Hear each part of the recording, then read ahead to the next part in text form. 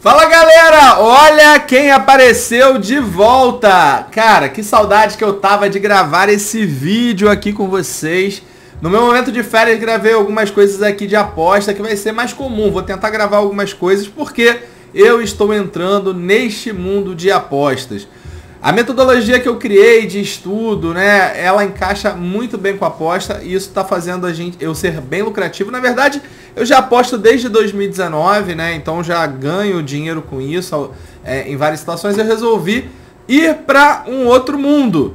E aí, junto com o Renato do Cartola Cartoon e o Lucas, né, lá do Guardiola do Cartola, a gente montou um grupo que, inclusive, o link gratuito tá aqui na bio, tá? É só você entrar lá. A gente vai passar conteúdo explicativo, vai passar a entrada, tá passando um monte de coisa. Mas a gente tá aqui para falar de Cartola porque, ó, a temporada 2024 está no ar. Isso mesmo.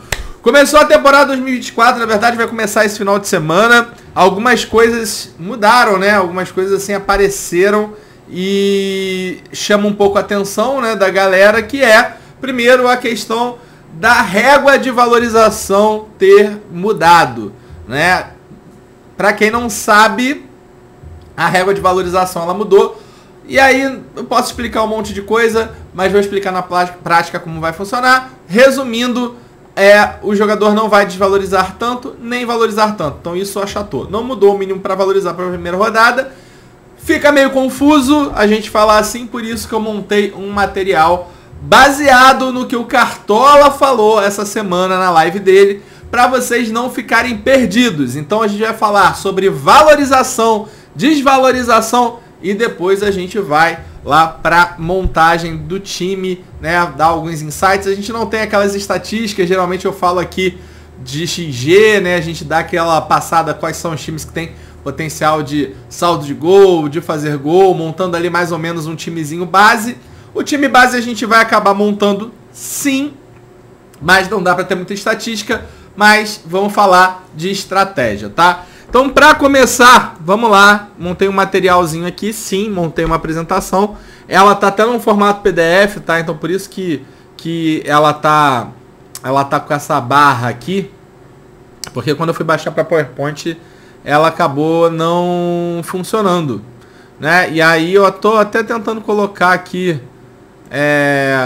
no modo, deixa eu ver se eu coloco aqui até no modo apresentação, ó, que tem coisa pra caramba aqui pra vocês. Ah, agora foi. Agora foi. Beleza. Ótimo. Ficou no modo apresentação pra vocês entenderem mais ou menos, comparando com o ano passado e esse ano, o que tá acontecendo e o que mudou. Então vamos lá. Primeiro de tudo, Caleri ano passado custava 15 cartoletas. E o mínimo do Caleri para valorizar era 8,10. Cara, se a gente for fazer aqui, ó, 8,10 dividido por 15, ele dá exatamente 0,54 do valor, né, do preço, do custo dele, né, quanto que o Caleri custava. Então guarda esse 0,54 que vai ser importante na próxima rodada. O que muda é a régua de valorização. O que é essa régua de valorização? Então, por exemplo, o Caleri, ano passado, ele fez 10,1 pontos, né? 10,1 pontos. Ano passado, na fórmula antiga, ele valorizou mais 1,19 cartoletas. Como essa régua mudou, ou seja, ele vai valorizar menos, ele sai de 1,19 para 0,64. Ou seja, um jogador que custa 15 cartoletas e fizer aí um gol mais 2 finalizações defendidas, né, ou 2 pontos ali adicionais de média básica, o que antes ele ganhava uma cartoleta, ele passa a ganhar 0,64. Por que eu trouxe o Caleri? Porque o Pedroca, o queixudo, que está bombando esse ano, ele também custa 15 e tem o mesmo mínimo para valorizar, que é o 0,54, tá? Deixa eu ver aqui se dá pra... que é o 0,54. Resumindo, se o Pedro fizer 10 pontos, o que antes o Pedro ganharia de 1,19, ele passa a ganhar 0,64. Então tu vê, né? O Pedro tem que fazer uma pontuação boa, né? Média para alta, para valorizar muito pouco. Então você colocar o Pedro no seu time é visando única e exclusivamente pontuação, porque não é um jogador que tende a valorizar muito, a não ser que ele faça ali seus 15 pontos. Então a partir de 2 gols, realmente o Pedro pode dar uma boa valorizada, mas ali que se ele flutuar na casa de 10 pontos, não vai valorizar nenhuma, não é nenhuma, nem uminha, né, de uma cartoleta. E se o Pedro zicar? Bom, ano passado não tinha ninguém que custasse 15 cartoletas e deu uma zicada. O mais próximo é o De La Penha, né? O De La Penha custava 14, precisava de 7,56 para valorizar. O Pedro, ele custa 15 e precisa de 8,10, então tá bem próximo. O De La Penha fez uma pontuação de 0,8, ou seja, zicou. E aí o De La Penha que 2023, com essa zicada, perdeu menos 4,45, ele passa a perder, ele perderia na Fórmula Nova 2,40. Ou seja, caso o Pedro zique, faça ali um pontinho, o que antes era um risco dele perder menos 4,5 cartoletas, hoje esse risco é um pouco reduzido, porque ele passa a perder menos 2,4 cartoletas.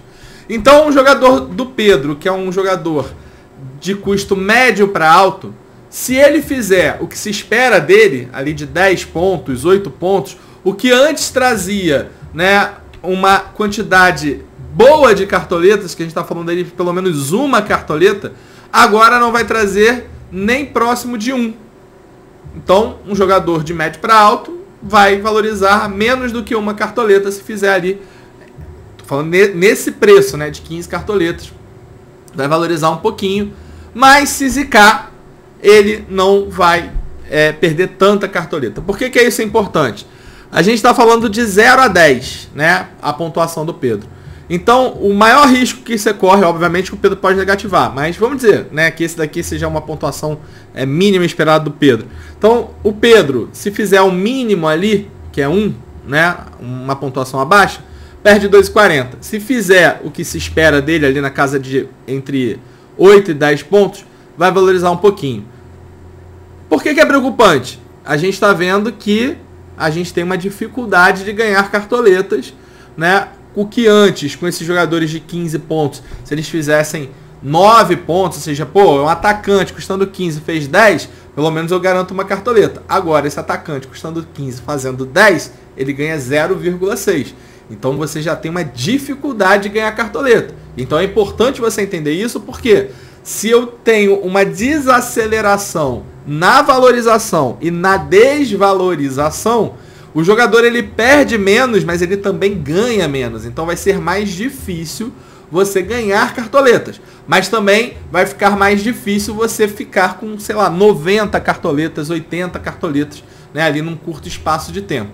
Isso mostra que a valorização ela vai demorar mais tempo. O que antes ficava resolvido entre 3, 4, 5 rodadas, hoje provavelmente a gente vai ter que demorar ali pelo menos umas 10 rodadas, 11 rodadas, para chegar ali no famoso 150, 160 cartoletas. Então, praticamente um quarto do campeonato, né, a gente vai pensar em pontuação, mas a gente também vai ter que pensar em valorização. Aí eu trouxe para vocês outras situações, né, que aí engloba um pouco da questão das 110 cartoletas. Pô, Pardal, agora as 110 cartoletas eu vou gastar. Calma, não é bem assim, né? Primeiro, muda um pouco a lógica, porque você vai ter 10 cartoletinhas a mais e você pode dar aquela arriscada em alguns jogadores pontuais. Ou seja, você pode colocar 2 medalhõezinhos ali, né, entendendo que você tem que equilibrar o restante do time para que o time valorize e entender que esses 2 medalhões que você está colocando, você não está olhando para valorização, você está olhando para pontuação. Única e exclusivamente para pontuação, porque não dá para esperar uma valorização acelerada, ou seja, uma aceleração muito alta de um Pedro que custa 15 e principalmente de um Hulk que custa 22. Porque o Pedro pode fazer seus 9 pontos, vai valorizar 50 centavetas, e o Hulk, né, se ele fizer 9, 10 pontos, ele vai desvalorizar. Qual é a vantagem disso? Ano passado o Cano custava 22 cartoletas e na primeira rodada ele fez 8,8 pontos. O Hulk também custa 22 cartoletas e se ele fizer a mesma pontuação, né, ou seja, 8,8, que é o Hulk costuma fazer ali quando faz uma assistência ou um gol, né? Então o Hulk flutua ali entre 8 e 13 pontos. Mas se o Hulk fizer na casa de 9 pontos, o que antes ele perderia 2 cartoletas, ele passa a perder 1 cartoleta. Então é o que eu falei, você está colocando o Hulk e o Pedro pensando em pontuação. Se o Pedro fizer 10 e o Hulk fizer 10, a soma entre a desvalorização do Hulk e a valorização do Pedro vai ser pequena. Ou seja, você vai perder menos de 1 cartoleta nesses dois. Tá? Vai perder, sei lá, 0,6. Então você tem que equilibrar e você tem que escolher bem, muito bem, o seu medalhão. Porque se ele zica, né? Exemplo, Suárez ano passado custava 23 cartoletas. Ele fez uma pontuação de 1,50 e desvalorizou muito. Então, proporcionalizando isso aqui com o Hulk, que está 1 cartoletinha abaixo, o Hulk custando 22 cartoletas, se ele zicar, fizer 1,5 pontos, onde ele perdia 7 cartoletas na fórmula antiga, ele passa a perder 4. Ainda é uma desvalorização acentuada. Você só não vai perder 7 cartoletas, mas você vai perder 4. E para você recuperar 4 cartoletas num sistema de valorização e desvalorização onde a régua diminuiu, é difícil. Então, alguns medalhões, como o Hulk, que custam 20 cartoletas, né, são ainda perigosos dependendo do jogo. Como o Galo, por exemplo, joga fora de casa, a gente tem ali um certo receio com o Hulk. Eu acho que o Galo pega o Corinthians, o Galo tá melhor, o Hulk tem participado bastante, mas vai que, né, você coloca o Hulk e ele sai mais cedo. No jogo agora da Libertadores, ele estava sentindo dores, fez uma pontuação ali boa, ali na casa de, sei lá, 7, 8 pontos, né, mas saiu cedo. E aí? Vamos dizer que ele sinta alguma coisa, vamos dizer que ele entre no finalzinho, faltando um pouquinho, né? Óbvio que a gente tem que ficar ligado nas notícias, mas é um risco ainda gigantesco. Porque o que antes ele perdia quase 8 cartoletas, agora ele perde 4. Pardal, com essas 10 cartoletas eu posso usar isso como um cheque especial? Pode. Se você pensar na pontuação logo de início, para disparar, beleza. Se o Hulk jogasse em casa contra um Criciúma, por exemplo, custando 22 cartoletas, eu acho que valia o risco. Cara, o Hulk em casa contra o Criciúma, que é um time que recém subiu, que tem problema de marcação, né? Ah, mas o Criciúma foi campeão. Foi campeão, mas se você olhar, você assistir o jogo do Criciúma, você vê que é um time que não vai muito longe. Aí vale. O Hulk jogando fora de casa contra um Corinthians, que não tá bem, mas também não tá mal, né? Deu uma melhorada aí depois que trocou o técnico, né? Outra mentalidade.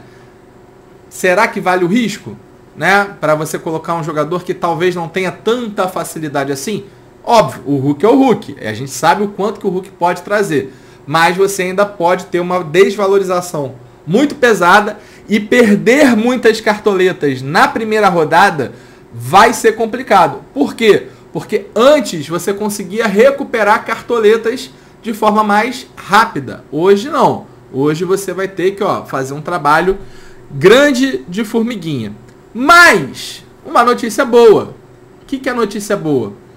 A gente falou de jogadores medalhões muito caros. A gente falou de jogadores como o Pedro, que é um medalhão de médio para caro, que corre ali o seu risco. Né? Se ele zicar, ele vai perder ele pouquinho, né, tal. E tem o Cano. Um exemplo do Cano é o seguinte. O Cano custa 12 cartoletas, joga em casa contra um Bragantino que está péssimo na marcação, perdeu o Léo Ortiz, está batendo cabeça, tomou 3 gols agora no jogo da Sul-Americana, levou 2 gols do Botafogo jogando aqui no Newton Santos, levou 1 gol do Botafogo jogando lá, né, em Bragança Paulista. É um time que vem levando gols, é um time extremamente frágil na marcação, principalmente pelos lados de campo, e onde exatamente esse rapaz joga, ali entre os zagueiros, né? Então, provavelmente o Cano tem bastante potencial aí para a rodada 1, acho que ele deve jogar. Provavelmente volta o John Kennedy, então o John Kennedy deve jogar como titular, e aí é mais um jogador de qualidade. E o Cano custa 12. E aí qual é a boa notícia sobre o Cano? Se o Hulk é aquele jogador caro, que vai jogar fora de casa, e que a gente tem o receio dele zicar e a gente perder 4 cartoletas, o Cano, que é difícil zerar, porque ele finaliza, né? Ele faz ali seus 3, 4 pontos de finalização. O Cano, que é difícil zerar, se ele fizer 0 pontos, o que ano passado ele perderia na casa de menos 4,6 cartoletas, ele perde agora menos 2,3 cartoletas. Não é tão acelerado contra a zicada do Hulk, que é quase 4 cartoletas. Ainda é um número acentuado, porque a gente está falando de menos 2, mas a gente está falando de uma pontuação 0 do Cano. E aí vem a boa notícia. Se o Cano fizer 11 pontos, né? 11 pontos. Então, assim, o mínimo para valorizar do Cano é 6,48. Se ele fizer 7 pontos, vai valorizar 30 centavos. Então, você vê que o mínimo para valorizar dele não é algo tão absurdo. Mas se o Cano fizer 11 pontos, que é a hora que geralmente ele fazia quando jogava em casa e fazia gol, né? Fazia ali seus 2, 3 pontos de básica, mais o gol batia 11, ele vai valorizar uma cartoleta. Então, a mesma pontuação que o Pedro pode fazer ali na casa de 10 e 11, que eu acho que o Cano tem potencial, enquanto o Pedro vai valorizar 0,64, o Cano vai valorizar 1,6. Então na fórmula antiga ele ia valorizar 3, agora ele valoriza 1,6. Então assim, se o Cano zerar, né, menos 2,3. Se o Cano fizer ali na casa de 7 pontos, zera, não vai valorizar nada. Se fizer em 5 pontos, vai perder menos de uma cartoleta, 0,6 cartoletas. E se fizer seus 11 pontos, o Cano vai valorizar 1,6. Então o resumo disso aqui é, jogadores muito caros ainda são perigosos. Jogadores médios para caros são perigosos, né? Não são muito perigosos, mas tem que você saber ali quem você vai colocar. E jogadores médios, né? Ali aqueles jogadores entre 9 a 12 pontos, são jogadores interessantes desde que tenham bons potenciais para ir bem. Beleza, a gente falou de jogadores caros, de jogadores meio caros e jogadores médios. E os baratinhos, Pardal? Esses baratinhos são interessantes, porque são é o equilíbrio da tua escolha. Cebolinha, por exemplo, precisa de 2,70 para valorizar. Se o Cebolinha zerar, fizer 0 pontos, ano passado ele perderia 1,77 cartoletas. Na fórmula nova, ele perde 0,96. Então, se você colocar o Cebolinha que custa 5 cartoletas e ele zerar, ele for assim horroroso, saiba que você vai perder, não vai perder nenhuma cartoleta. Aí é aquele cheque especial, né? O risco que você tem com um cheque especial ali. E se ele zicar, não perde nem 2. Então, é um jogador interessante. Se o Cebolinha fizer a pontuação dele, né, que é a média ali dele, o que antes dava 3 cartoletas para ele, agora dá 0,78. Então assim, você via que antes um jogador que era barato e fazia mais ou menos a pontuação dele, a cartoleta, ó, pá, acelerava. Agora não. A cartoleta não chega a 1 de valorização. Então você está vendo o quanto que vai ser mais difícil para você valorizar. Por isso que você não pode perder a mão de colocar muitos jogadores caros, muito caros, que talvez não tenham esse potencial. Um Cano, beleza, faz sentido.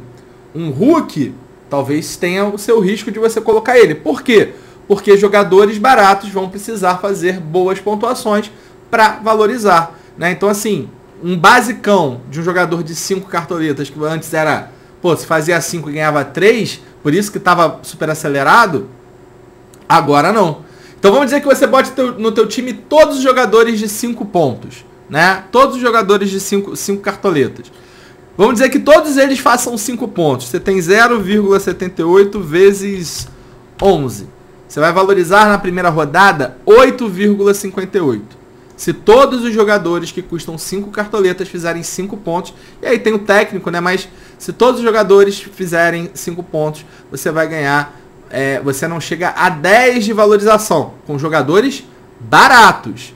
O que antigamente, né, você fazia ele 12 vezes 2,97, você ganhava 35 cartoletas na primeira rodada se você batesse a média. Então, hoje em dia, ao invés de você ganhar 35 cartoletas, você não ganha nem 10 se esses jogadores que custam 5 fizerem 5 pontos. O que esses jogadores precisam para fazer uma pontuação acelerada e fazer ganhar mais de 2 cartoletas? Eles precisam fazer quase o dobro da pontuação deles. Se o Cebolinha faz 9,8 pontos, na fórmula antiga ele ganharia 4,55 cartoletas. Nessa fórmula nova ele ganha 2,45. E a gente sabe que fazer uma pontuação de 9,8 é uma pontuação difícil. O jogador ele tem que participar bem, tem que finalizar, tem que dar assistência, tem que fazer gol. Dificilmente um jogador chega a 9,8 pontos, a 10 pontos só de média básica, né? É muito difícil isso acontecer. Então você precisa encontrar jogadores baratos com potencial de pontuar, porque jogadores baratos que não tenham potencial de pontuar, que não consigam chegar pelo menos a 5 pontos, né? Tô falando de jogadores na faixa de 5. Eu tenho jogadores com 5 pontos. Se ele chega... Na verdade, os jogadores vão botar o jogador preço dele. Se ele bater a pontuação dele, ele não valoriza nenhuma cartoleta. Então hoje, né, muda um pouco a lógica de jogadores baratos que antes precisavam de 5 pontos para ter uma valorização boa, ou seja, ele era um jogador barato e era um jogador medíocre. Medíocre ali no sentido de mediano. Ele era um jogador barato e medíocre. Fez 4, 5 pontos, quase 3 cartoletas, mais de 3 cartoletas. Agora, jogadores baratos, medíocres, fez 3, 4 pontos, não vão ganhar nem uma cartoleta. Então, o que muda no game? Você precisa encontrar jogadores baratos com potencial de fazer pelo menos, né? Pelo menos 60% a mais do seu preço. Que aí 60% a mais você já está ganhando pelo menos ali mais de uma cartoleta. Na minha cabeça é mais ou menos isso, tá? Tô fazendo aqui de cabeça, mas é mais ou menos isso, né? Então, um jogador que custa 5, você tem que ter o potencial ali, né, de enxergar aquele potencial dele poder fazer 7 pontos. Se ele fizer 5, você já sabe que ele não vai valorizar tanto assim. Beleza, galera? Então, assim, ó, essa é a principal mudança do Cartola, tá? É a principal mudança que aconteceu no Cartola com a questão de valorização. Espero que vocês tenham curtido, né, a questão do material que eu fiz aqui para vocês. Foi feito com bastante cuidado, bastante carinho, para vocês entenderem, né, muito bem ali o que eu tô falando, né, sobre esse assunto. Tentei fazer ali rapidinho, né, a explicação para não ficar tão longa, mas que vocês possam entender exatamente o que mudou e o que isso altera na tua estratégia para esta rodada número 1 do Cartola de 2024. Beleza? Se você curtiu, deixa o like e comenta aqui. Não é todo mundo que faz esse tipo de material não, ó. 23 minutos falando só sobre a valorização, não é todo mundo não. Então, pô, dá essa moral porque foi pesado ele fazer. Bom, vamos falar de Cartola, né? Já que a gente falou disso, 23 minutos de vídeo, vamos tentar matar isso daqui em 10 minutos. Galera, a gente não tem jogos assim que eu considero super favoritos, né? O Internacional tá estranho, Bahia tá estranho, então não acho que aqui tenha favorito, principalmente para saldo de gol. Criciúma e Juventude também, não se iluda nesse jogo aqui. O Criciúma é um time fraco, o Juventude deu uma melhorada, é capaz até desse jogo aqui o Juventude ganhar, tá? Eu acho que por mais que o Criciúma jogue em casa, o Juventude pode, né, pelo menos, não sei se ganhar, mas pode pelo menos fazer um gol. Esse jogo aqui é interessante, tá? Esse jogo do Fluminense, eu acho esse jogo aqui bem interessante. São Paulo e Fortaleza, super incógnita para esse jogo.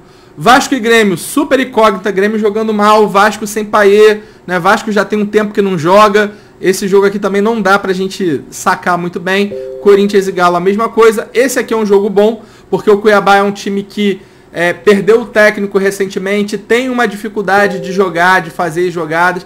Ah, mas o Cuiabá ganhava tudo lá no campeonato, no Campeonato Mato Grossense. Ganhava, porque enfrentava times muito fracos. E aí, quando você enfrenta times muito fracos, é fraco em tudo. É fraco em fazer gol e é fraco na marcação. Eu sugiro que vocês assistam. Cara, assiste o jogo, tá? Dá uma olhadinha assim nos últimos 2 jogos, para vocês entenderem isso que eu tô falando. Porque às vezes eu falo aqui, mimimi. Cara, assiste o jogo. Eu acho que isso é interessante. Então, esse aqui é bem interessante para a rodada. Atlético Goianiense é um jogo também muito interessante. O Flamengo é um time que há muito tempo assim ficou vários jogos sem tomar gol.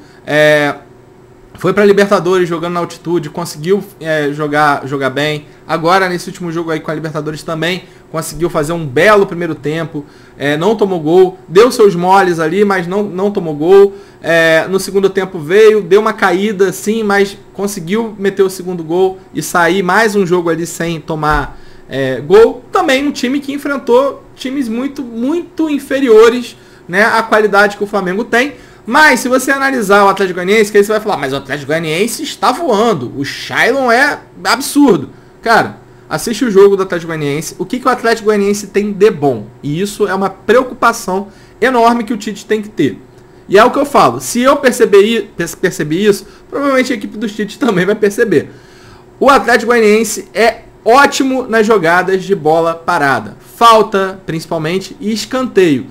Tem uma bola aérea absurdamente boa. A maioria dos gols ali que o Atlético Goianiense fez no campeonato goiano foram de bola parada. Por isso que o Shailon tem aí uma quantidade bem enorme de assistência, justamente por isso. Porque ele era o principal batedor, né, de falta e conseguia colocar a bola ali na cabeça dos atacantes, né, do Atlético Goianiense, conseguia ali fazer os gols. Mas se você olhar, o time não tem muitas jogadas. É perigoso na bola aérea, joga muito pelos lados de campo, né, buscando esse cruzamento para dentro da área. Muito parecido com o Corinthians. O Corinthians também joga assim, joga pelos lados de campo, quando ali o Roberto, né, ou o Pedro Raul.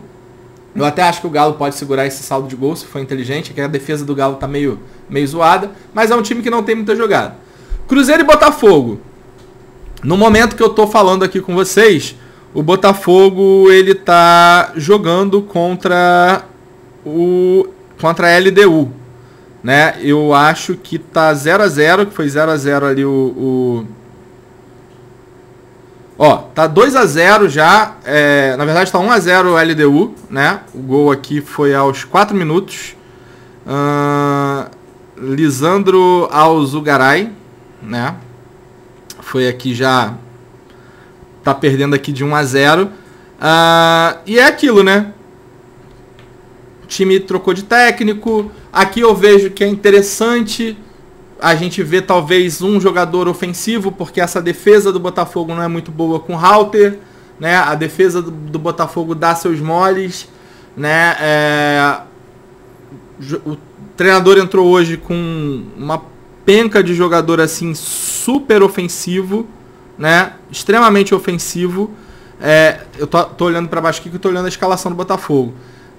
E aí, assim, acho que cresce aqui, né, bastante ali o potencial do Cruzeiro. Lembrando que o Cruzeiro também perdeu o técnico, isso influencia. E o Botafogo também está jogando sem alguns jogadores. O técnico é novo, pode ajustar. Tem pouco tempo para ajustar. O Botafogo ainda vai jogar cansado. Por quê? Tomou gol aos 4 minutos. Aí teve um gol anulado. Teve um gol anulado aqui, ó, aos 28 da LDU. E agora vai ter que jogar o segundo tempo para empatar, né? Então como que você faz isso, né, depois de 45 minutos na altitude? Muito difícil. Então vai vir um time mais cansado, o que dá um certo privilégio aqui, né, para o Cruzeiro. Vitória e Palmeiras eu acho que tem um potencial muito mais pelo que o Palmeiras é. Porque o Vitória, muita gente está achando o Vitória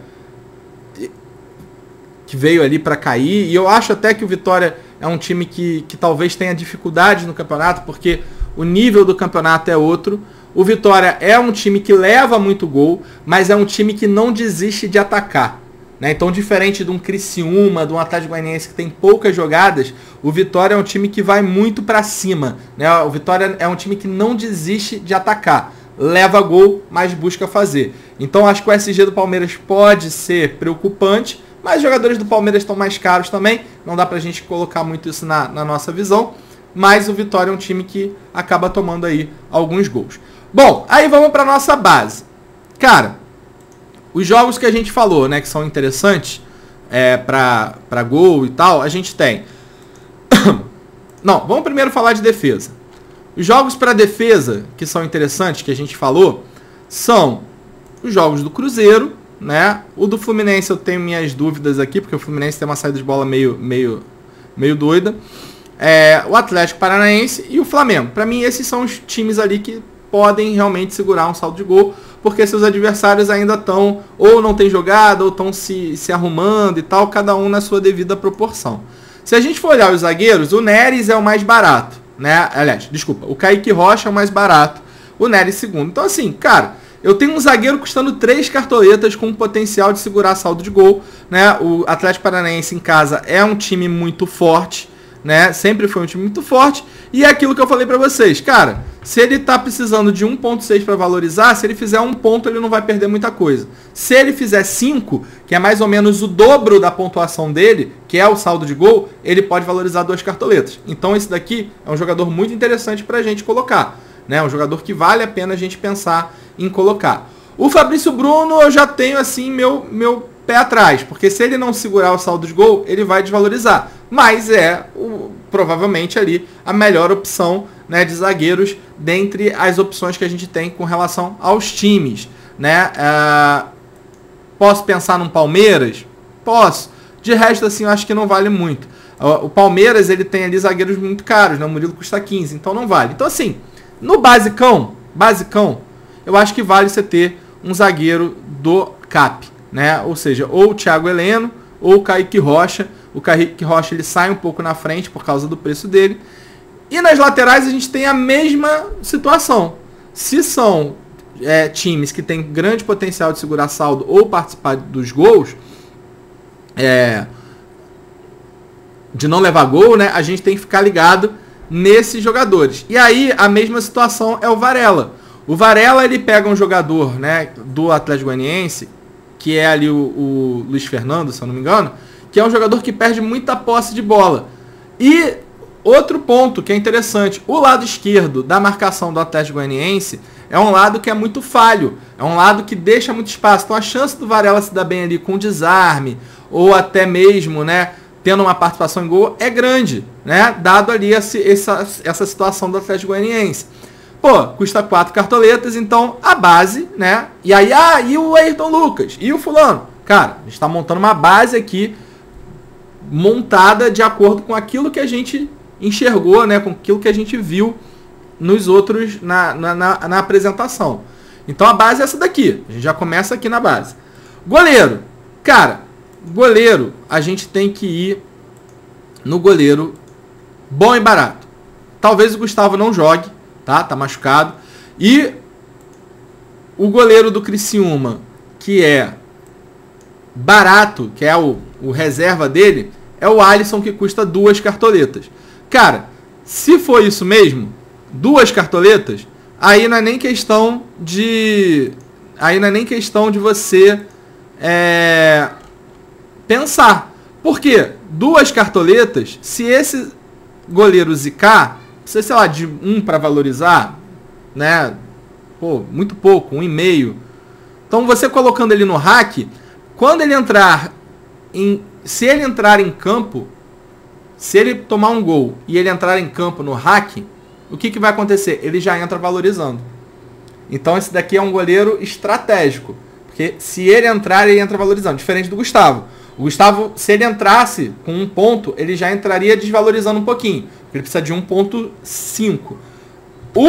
O Alisson, se for mesmo para o jogo, ele precisa de 1,08, ou seja, o Alisson, se entrar com uma defesa, ele já entra valorizando um pouquinho ou perdendo um pouquinho. Se ele fizer 2 pontos, ele já valoriza. E aí, se o Alisson, por acaso, o Criciúma não levar gol, né, segurar o SG, aí é aquele esquema que a gente falou.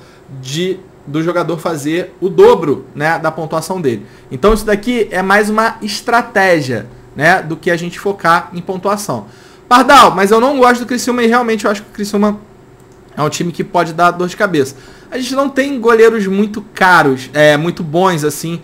Ah, mas o Rocher, cara, o Rocher eu acho que toma gol, né? Pode segurar esse G, mas eu acho que o Inter pode levar um gol. O Kaique, eu acho que o Kaique pode ser um jogador que segure saldo de gol, né?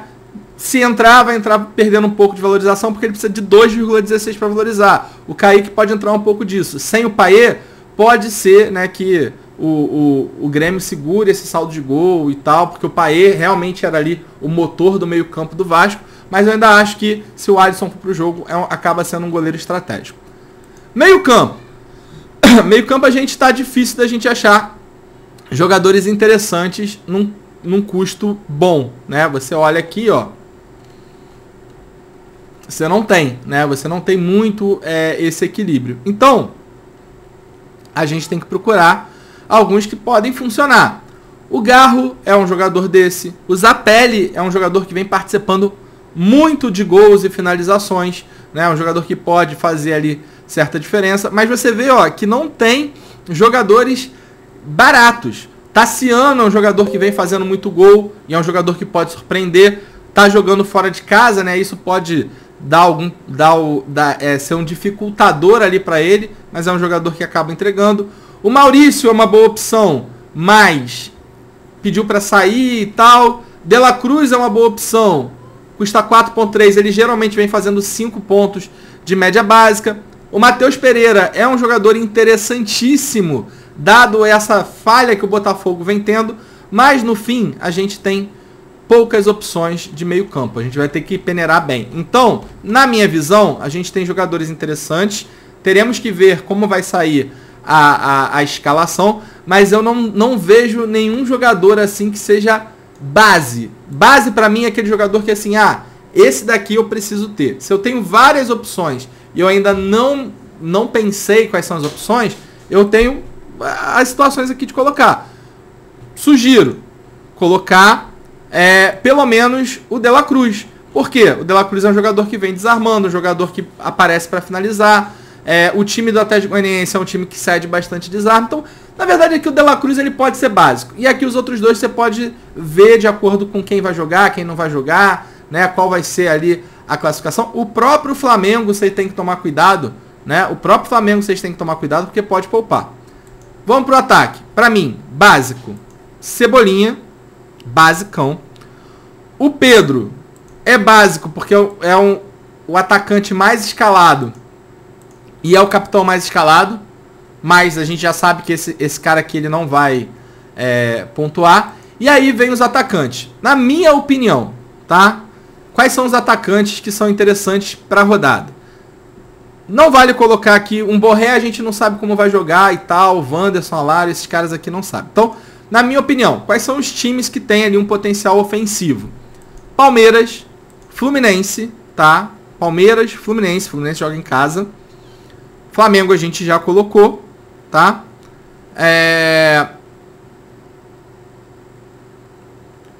E Atlético Paranaense, tá? Esses são os times que têm um potencial ofensivo jogando em casa. O Cruzeiro também tem. O problema do Cruzeiro é que tem jogadores assim que não dá pra gente pensar muito. Então assim, se você quiser colocar alguém do Cruzeiro, eu sugiro você colocar o Matheus Pereira. É um jogador que vem participando muito, o Botafogo tá dando seus moles, eu acho que vale você colocar ele aqui. Aqui a gente tem algumas opções. Primeiro, a gente tem que ver qual é o time do Fluminense que vai. Marquinhos e Cano são ótimos, a gente até coloquei a visão do Cano ali no material. Flaco Lopes custando 10, ótimo também. O Vitória é fraco na questão da bola aérea, Flaco Lopes muito forte nisso, é um jogador que pode fazer seus 8 pontos. Precisa de 5 para valorizar, ou seja, vai fazer ali 50%, 60% a mais, né, se fizer o gol da sua pontuação, e deve ficar ali acima de uma cartoleta de valorização se fizer gol. Mastriani custando 7, muito bom. 3,78 para valorizar, né? 3,78 para valorizar. Se fizer um gol, né? Se o Mastriani fizer um gol, ele vai fazer ali seus 8 pontos. vai ficar próximo da pontuação dele. Se ele fizer ali um gol e mais alguma coisa, 10 pontos, é um jogador que pode, né, valorizar ali mais de uma cartoleta, quase 2. Então também é uma boa opção para a rodada. E o Marquinhos é um jogador muito bom, que custa baratinho e que vem tendo boas participações em gol e assistência jogando contra jogando no time do Fluminense. Mas eu acho que talvez o John Kennedy volte e tal, então a gente tem que ficar de olho nisso. Então assim, na minha dúvida hoje, tá entre Mastriani, Flaco Lopes e Cano. A princípio tá assim.